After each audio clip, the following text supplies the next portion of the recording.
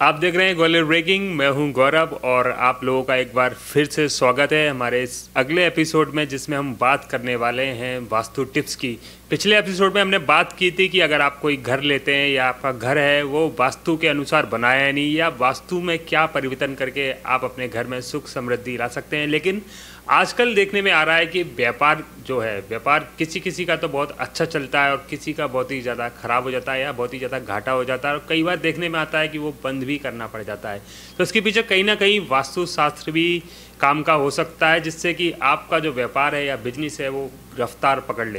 तो इसी विषय पर बात करने के लिए एक बार फिर से हमारे स्टूडियो में है प्रयास मंगल जी, जिनका कि इंडिया बुक में और एशिया बुक में नाम दर्ज हो चुका है। तो आइए इनसे एक बार फिर से बात करते हैं और जानते हैं कि लोग अपने व्यापार में कैसे तरक्की कर सकते हैं। प्रयास जी, एक बार फिर से आपका बहुत बहुत स्वागत है हमारे। धन्यवाद। प्रयास जी, सबसे पहले मैं ये जानना चाहूँगा कि व्यापार किसी का बहुत अच्छा चल रहा है और अचानक से उसमें घाटा शुरू हो जाता है, तो उसकी क्या, इसके पीछे भी कोई वास्तु रहता है? जी हाँ, जैसे मान के चलो किसी का व्यापार 10 साल बहुत अच्छा चला, लेकिन 1 साल बाद उसका ऐसा होता है कि बेचारा करोड़पति होते हुए रोड़पति हो जाता है। उसका कारण ये है कि हम समय के अनुसार अपने व्यापार में चेंजेस करते हैं, जैसे इंटीरियर चेंजेस, कलर चेंजेस, या किसी भी प्रकार के गलत एलिमेंट हम अपने व्यापार में लगा देते हैं, गलत फ्रेम, गलत तस्वीरें। तो इससे होता क्या है, या हो सकता है कि आपने अल्टरनेशन कराया बिल्डिंग का या दुकान का, तो उस समय किसी प्रकार की नेगेटिव एनर्जी उस भूमि में आ गई हो जो भूमि पहले पॉजिटिव हो, तो इसलिए व्यापार गलत हो जाता है। हो सकता है कि पहले आप सही दिशा में बैठकर व्यापार करते हो, उसके बाद आप गलत दिशा में बैठकर व्यापार करने लगे। हो सकता है कि आप पहले जिस जोन को हैवी होना चाहिए, मतलब दक्षिण और पश्चिम दिशा ऊंची होनी चाहिए, वह आपने गड्ढा कर दिया हो। तो इन सब दोषों के कारण व्यापार में कर्ज बढ़ता चले जाता है और व्यापार में लॉस होना चालू हो जाते हैं। व्यापार की बात हो रही है तो मैं पूछना चाहूँगा कि व्यापार कोई जब भी व्यक्ति शुरू करता है तो शुरू करते समय उसे क्या क्या सावधानी बरतनी चाहिए? देखिए, व्यापार में 3 बातों का विशेष ध्यान रखना चाहिए कि पहले भौगोलिक स्थिति। आप जैसे किसी फैक्ट्री को लगा रहे हैं तो वहाँ के आसपास की भौगोलिक स्थिति को देखें कि आसपास में कुआं है या आसपास में कोई देव स्थान है या पीछे कोई नदी नाला है या ऊंचे ऊंचे पहाड़ हैं। वास्तु का पहला नियम है कि पूरब और उत्तर दिशा में हमेशा नदी बहने चाहिए या पानी होना चाहिए।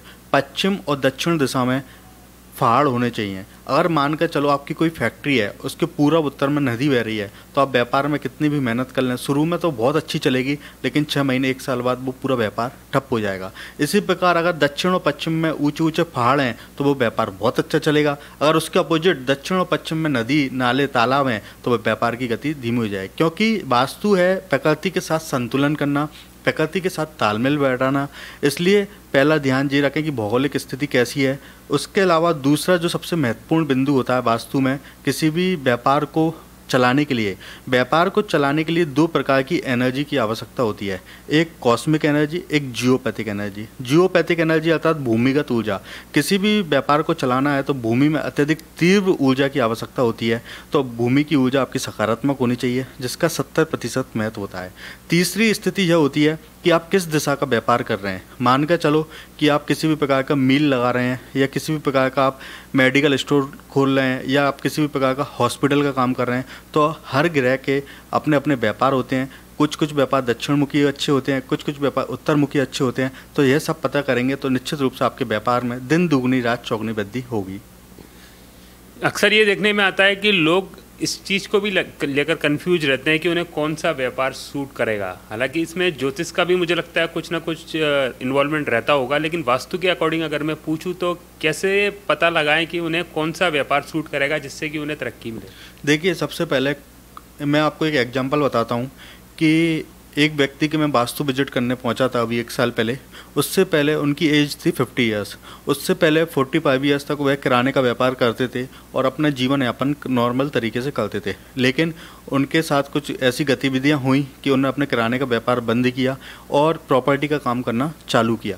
जैसे ही उन्होंने प्रॉपर्टी का काम करना चालू किया, उनकी दिन दुगनी रात चौगुनी वृद्धि हुई।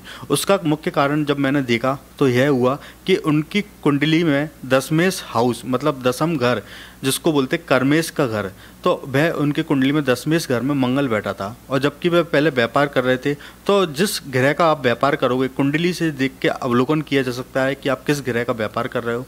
उसके अलावा हर दिशा के अपने खुद के व्यापार होते हैं और व्यक्ति के मूलांक से, व्यक्ति की डेट ऑफ बर्थ से भी उस जगह के व्यापार के बारे में बताया जा सकता है। कई बार देखने में आता है कि जब जैसे अभी बात की अपन ने कि व्यापार में घाटा होने लगता है, तो क्या एक शब्द लोग कहते हैं कि मेरे व्यापार को या मेरी दुकान को नज़र लग गई, तो क्या आज जो हम देखते हैं 21st सेंचुरी में हम लोग जी रहे हैं, विज्ञान इतना बढ़ गया है, तो नज़र जैसा लगना भी अभी कुछ होता है ऐसा? बिल्कुल 100% होता है। भगवान तक को नज़र लग जाती है, तो हम तो कर्मों द्वारा सताए हुए इंसान हैं, तो हमको नज़र क्यों नहीं लगेगी। इसलिए सबसे पहले आप अपने व्यापार को रक्षित कीजिए। आप अपने व्यापार के चारों कोना में पारे की कीलों से व्यापार को रक्षित कीजिए, पारे को इंजेक्ट कीजिए, उससे आपके व्यापार को नज़र नहीं लगेगी और आपका व्यापार दिन दुगनी रात चौगनी वृद्धि करेगा। इसमें मैं ये थोड़ा सा इस क्वेश्चन को और एलैबोरेट करूंगा कि दुकान पर या अपनी फैक्ट्री या व्यवसाय जहां भी हम लोग कर रहे हैं, उनमें किन चीज़ों को रखने से व्यापार सुगमता रूप से चलता रहता है, मतलब इनकम भी बनी रहती है। क्या ऐसी चीज़ें रखें, कुछ ऐसी चीज़ें जो साधारण रूप से हों लेकिन रखने से फ़ायदा मिले?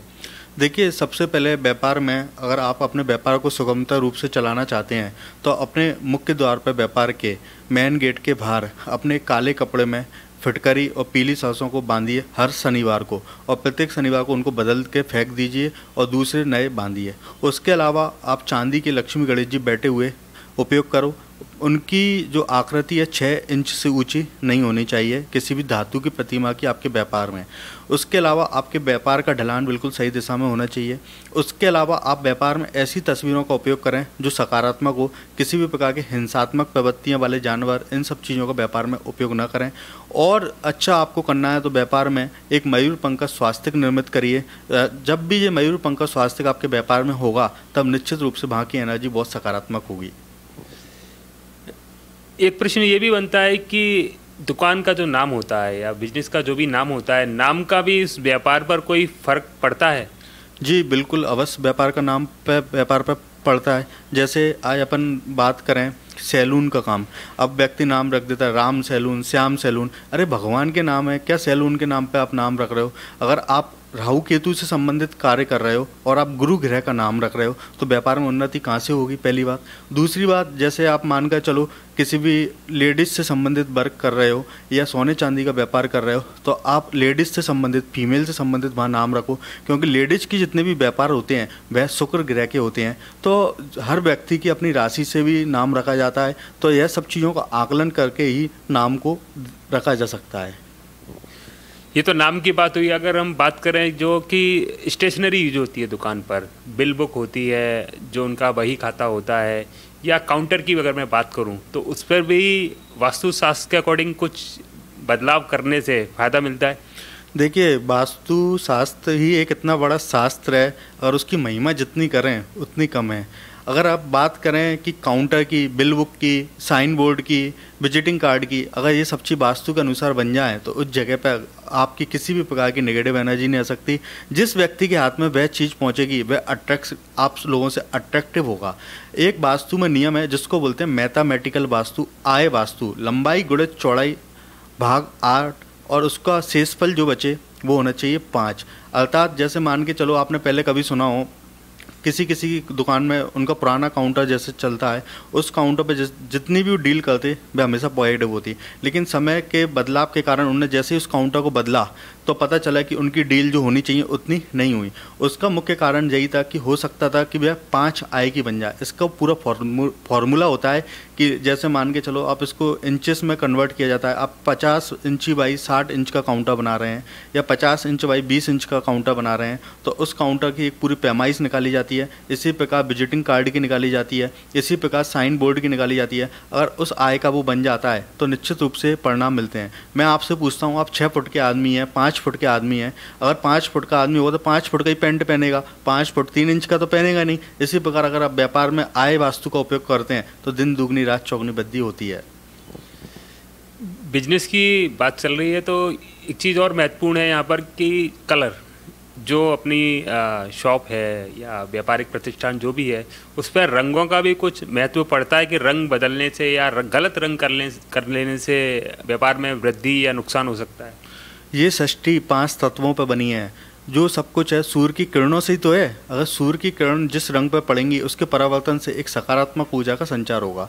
इसी प्रकार जैसे मान के चलो आप कोई व्यापार कर रहे हैं, आप चांदी का व्यापार कर रहे हैं, तो चांदी के व्यापार में सफ़ेद रंग का उपयोग करें। अगर आप वहाँ पीले कलर का उपयोग करेंगे तो आपके व्यापार में उतनी उन्नति नहीं मिलेगी। यही तो होता है कि व्यापार पहले अच्छा चलता था, फिर एकदम कम चलने लगा। जैसे मान के चलो पहले क्रिसमस आपके सफ़ेद कलर था, लेकिन आपने अगली दिवाली पर उसका पीला कलर कर लिया, तो व्यापार आप पूरी साल गिरावट रही। तो कलर, हर प्रत्येक व्यापार का अपना एक कलर होता है। जैसे दक्षिण दिशा का अपना लाल रंग होता है, तो और उन कलरों के अकॉर्डिंग अपना व्यापार करेंगे, रंगों का चुनाव करेंगे, तो निश्चित रूप से सफलता आपको मिलेगी। यहाँ पर मैं बात करूँगा होटल इंडस्ट्री की। ग्वालियर में भी मैंने देखा कि काफ़ी सारे रेस्टोरेंट या होटल्स ओपन हुए, फिर वो कोविड तो नहीं कहूँगा, कोविड के बाद भी वे नहीं चल पाए और फिर जाकर वो बंद हो गए।